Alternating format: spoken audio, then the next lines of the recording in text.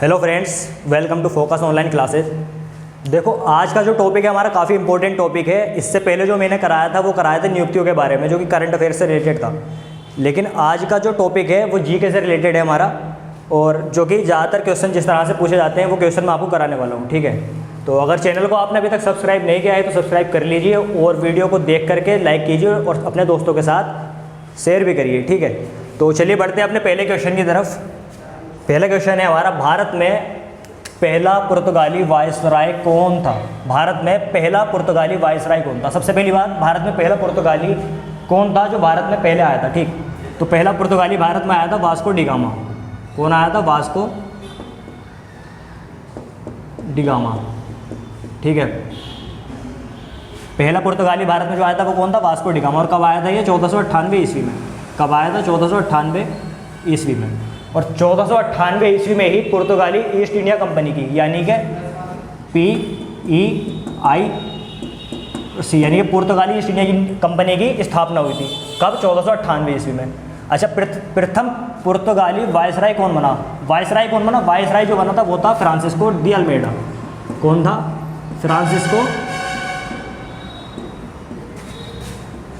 Francisco de Almeida.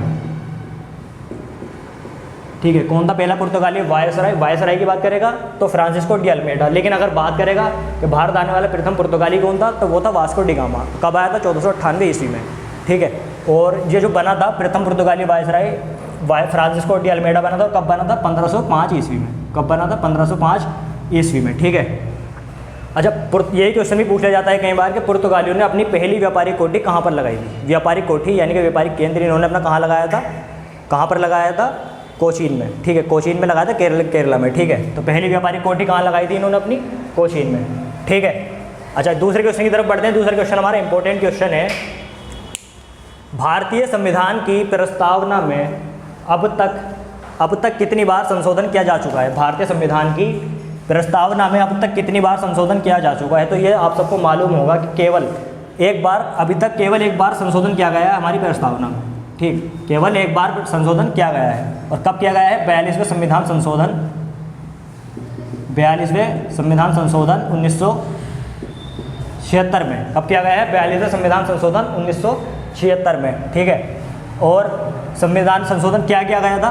संशोधन ये था कि 3 शब्द जोड़े गए थे इसमें। कौन कौन से? समाजवादी, पंथ निरपेक्ष और अखंडता। कौन कौन से? समाजवादी,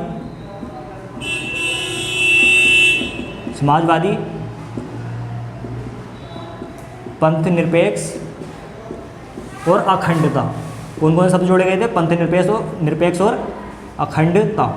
ठीक है, ये 3 शब्द जोड़े गए थे संविधान की प्रस्तावना में जब पहला संशोधन किया गया था। और कब किया गया था? 42वें संविधान संशोधन द्वारा 1976 में।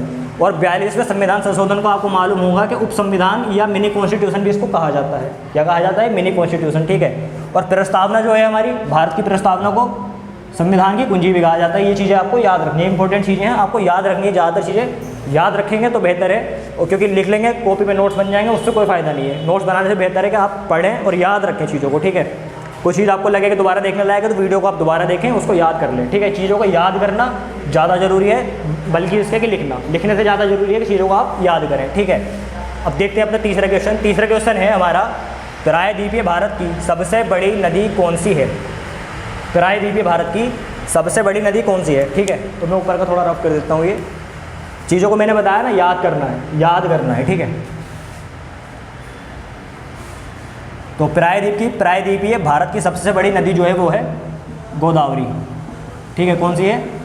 गोदावरी। और इसकी लंबाई कितनी है? इसकी लंबाई है 1465 किलोमीटर। अब देखो इसके बारे में इंपॉर्टेंट चीज़ क्या है कि एक तो ये प्रायद्वीपीय भारत की सबसे बड़ी नदी है, एक बात। दूसरी बात, भारत की दूसरी सबसे बड़ी नदी है, सेकंड सबसे बड़ी नदी है, सेकंड लार्जेस्ट ऑफ इंडिया। और फर्स्ट आपको मालूम है, फर्स्ट कौन सी है?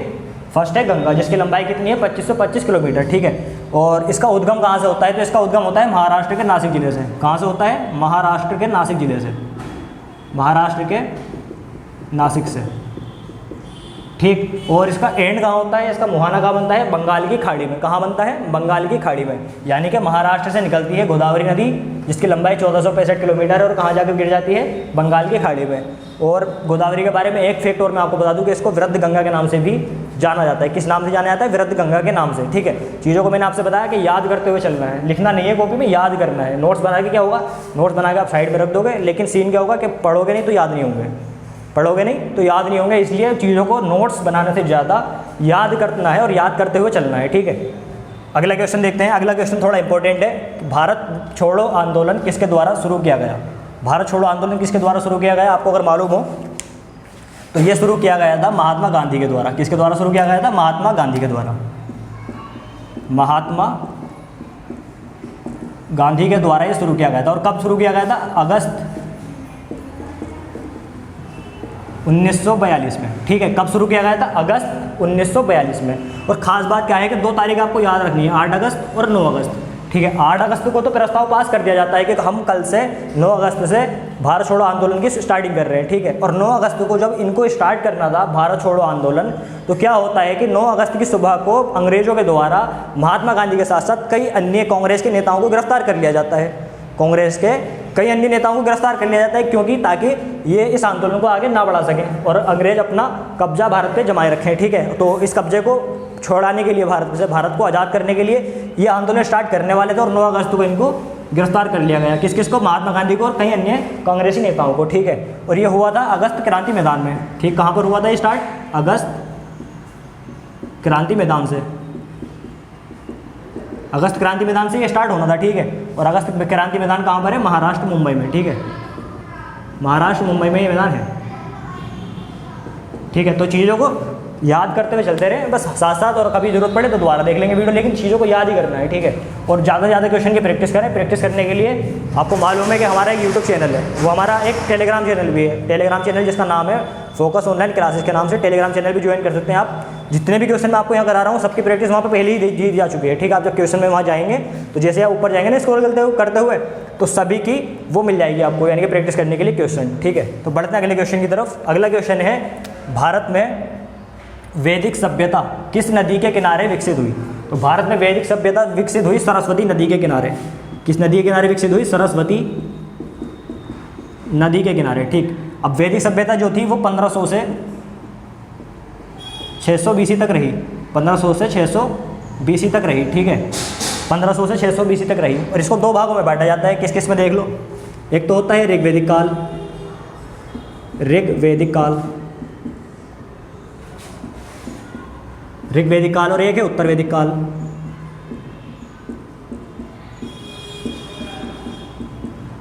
उत्तर वैदिक काल। ठीक है, ऋग्वैदिक काल जो है वो है 1500 से 1000 BC तक। 1000 BC यानी कि ईसा पूर्व, बिफोर क्राइस्ट। और जो उत्तर वैदिक काल है वो है 1000 BC से 600 BC तक। ठीक, 600 BC यानी बिफोर क्राइस्ट, ईसा पूर्व। तो सरस्वती नदी के किनारे विकसित हुई वैदिक सभ्यता, जिसको 2 भागों में बांटा जाता है। एक तो ऋग्वैदिक काल है और दूसरा उत्तर वैदिक काल है। और 1500 से 600 BC तक इसका टाइम पीरियड रहा। ठीक है, अगले क्वेश्चन की तरफ बढ़ते हैं। अगला क्वेश्चन है, विजयवाड़ा शहर किस नदी के किनारे पर स्थित है? कौन सा शहर की बात चल रही है यहाँ पे? विजयवाड़ा शहर की। तो विजयवाड़ा शहर किस नदी के किनारे पर स्थित है? विजयवाड़ा शहर वो है कृष्णा नदी के किनारे पर स्थित। ठीक है, कौन सी नदी के किनारे पर? कृष्णा नदी। कृष्णा नदी का उद्गम कहाँ से होता है? इसका उद्गम भी महाराष्ट्र से होता है। ठीक, महाराष्ट्र से होता है। और दूसरी चीज़, इसका जो एंड होता है, इसका एंड कहाँ होता है? इसका एंड भी कहाँ पर होता है? बंगाल की खाड़ी में।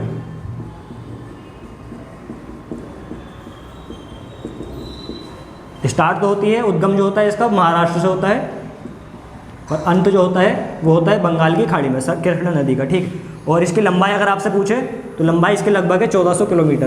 कितनी लंबाई है इसकी? लगभग 1400 किलोमीटर। ठीक है, कितनी लंबाई है? 1400 किलोमीटर। ठीक है, अब बात कर रहे हैं विजयवाड़ा शहर की। तो विजयवाड़ा शहर कहाँ पर स्थित है?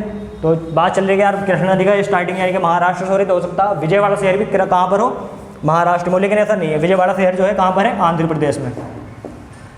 आंध्र प्रदेश में। ठीक है, और कृष्णा नदी की कुछ सहायक नदी है, या तुंगभद्रा है, कोयना नदी है, वो हम बाद में पढ़ेंगे। ठीक है, तो बढ़ते हैं अगले क्वेश्चन की तरफ। क्वेश्चन नंबर 7 जो कि काफ़ी इंपॉर्टेंट क्वेश्चन है, काफ़ी एग्जाम्स में पहले भी पूछा जा चुका है।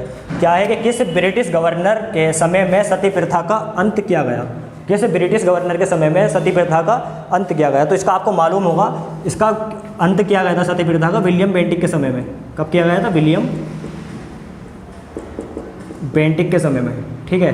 अब मैं लोड इसलिए नहीं लगा रहा हूँ कि कुछ लोगों को दिक्कत होती है, हमारे ऑफलाइन में बच्चे कह रहे थे कि सर लोड मत लगाइए, लोड का माने भगवान होता है, और ये भगवान नहीं थे, ये तो मतलब हमारे इन्होंने तो देश का नुकसान पहुँचाया, तो ऐसा नहीं है, ठीक है। लेकिन जो भी है चीज़ें सब ठीक है, लेकिन इन्होंने बहुत कुप्रथा दी है कि यहाँ पर ये भारत में फैली हुई कौन सी सती प्रथा, जिसका अंत किया था, किसने किया था, विलियम बेंटिक ने। और विलियम बेंटिक का जो कार्यकाल था वो कितना था, 1828 से 1835 तक, ठीक है। और ये भारत चार्टर अधिनियम 1833 के तहत बनने वाला प्रथम गवर्नर जनरल भी हुआ, ठीक है। कौन सा गवर्नर जनरल हुआ है, प्रथम गवर्नर जनरल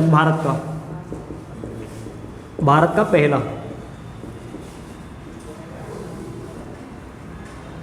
गवर्नर जनरल बनाया। भारत का पहला गवर्नर जनरल कौन बना, विलियम बेंटिक, ये भी चीज़ आपको याद रखनी है, ठीक है।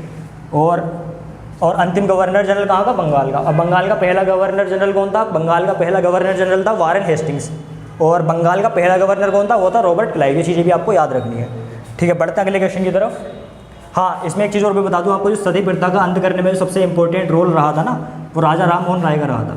किसका, राजा राम मोहन राय। राजा राम मोहन ने विलियम बेंटिक के साथ मिलकर के सती प्रथा का अंत किया था, ठीक है। क्वेश्चन नंबर 8 की तरफ चलते हैं। आखिरी क्वेश्चन है इस वीडियो का ये, कि संविधान के किस अनुच्छेद के तहत धर्म, वंश, जाति, लिंग और जन्म स्थान के आधार पर भेदभाव पर रोक लगाई गई है। संविधान के कौन से अनुच्छेद में धर्म, वंश, जाति, लिंग और जन्म स्थान के आधार पर भेदभाव नहीं किया जाएगा, इसकी रोक लगाई गई। तो इसका उत्तर हो जाएगा अनुच्छेद 15, ठीक। अनुच्छेद 15, इसमें रोक लगाई गई है कि किसी भी व्यक्ति के साथ धर्म, वंश, जाति, लिंग और जन्म स्थान के आधार पर भेदभाव नहीं किया जाएगा, ठीक है। अनुच्छेद 15 आता है भाग 3 में, और भाग 3 में क्या है हमारे, मौलिक अधिकार। कौन सा अधिकार है, मौलिक अधिकार। भाग 3 में है मौलिक अधिकार, और जो कहाँ से कहाँ तक है, आर्टिकल 12 से 35 तक, जो कहाँ से कहाँ तक है, आर्टिकल 12 से 35 तक। तो दोस्तों आज की वीडियो में केवल इतना ही, और मिलेंगे आपसे अगली वीडियो में। और जब तक के लिए आप पढ़ाई करते रहें, अच्छे से पढ़ाई करते रहें और मेहनत करते रहें, ठीक है। क्योंकि मेहनत है ना यार, कभी बेकार नहीं जाती, मेहनत कभी बेकार नहीं जाती। मेहनत जो है इस तरह से है कि जैसे आपने 3 फसल है, मैं आपको 3 चीज़ों के बारे में बताता हूँ। जैसे आपने एक तो लगाई गोभी की फसल, ठीक है, और दूसरी लगाई गेहूं की फसल, और तीसरी लगाई आपने आम का पेड़। देखो गोभी की फसल 2 से 3 महीने में तैयार हो जाएगी, 2 से 3 महीने में तैयार हो जाएगी। लेकिन क्या होगा कि उसको 2 या 3 दिन में आप या तो बेच के मार्केट में बेच के खा लोगे, या तो खा लोगे घर में या मार्केट में बेच दोगे, लेकिन उसका काम 2 से 3 दिन में हो जाएगा। अगर 2 से 3 दिन में आपने उसका यूज नहीं किया तो वो सड़ के ख़राब हो जाएगी। और एक होती है गेहूँ की, दूसरे नंबर पर आती है गेहूँ की फसल। गेहूँ की फसल का क्या सीन है कि आप उसको 4 से 6 महीने में, लगभग 4-5 महीने लगते हैं उसको तैयार करोगे। उसको तैयार करने के बाद आप उसको 2 साल रख सकते हो। कितने साल तक उसका यूज़ कर सकते हो, 2 साल तक। और आपने अगर लगाया आम का पेड़, तो आपको लगाने में तो उसको मेहनत लगेगी, आपको 3, 4 साल, 5 साल, 10 साल लग जाएंगे उसको बनाने में, लेकिन जो उससे रिजल्ट आएगा अनलिमिटेड टाइम के लिए। ना तो उसका रिजल्ट कभी खराब होगा, क्योंकि पेड़ तो लगा ही रहना है, उसको आपकी देखभाल करनी है, हर साल वो आम देगा आपको, ठीक है। इसी तरह से आपकी पढ़ाई है, आपकी जो एक बार मेहनत करोगे ना, आप अगर कम समय के लिए पढ़ाई करोगे तो आपकी पढ़ाई जल्दी खत्म हो जाएगी, कोई फायदा नहीं मिलेगा। और ज़्यादा समय के लिए पेड़ की तरह करोगे ना, अपनी पढ़ाई को पेड़ की तरह बनाओगे, वृक्ष के रूप में बनाओगे, तो समझो कि बहुत फ़ायदा मिलेगा। इसका फल आपको एंडलेसली मिलेगा और मिलता ही रहेगा। इसलिए आप अपनी पढ़ाई को कैसे करेंगे, एक वृक्ष के रूप में अपनी पढ़ाई को, अपने ज्ञान को बनाएं, ठीक है। चलिए मिलते हैं अगली वीडियो में, और तब तक के लिए धन्यवाद। अगर चैनल को आपने सब्सक्राइब नहीं किया है तो चैनल को सब्सक्राइब कर लीजिए।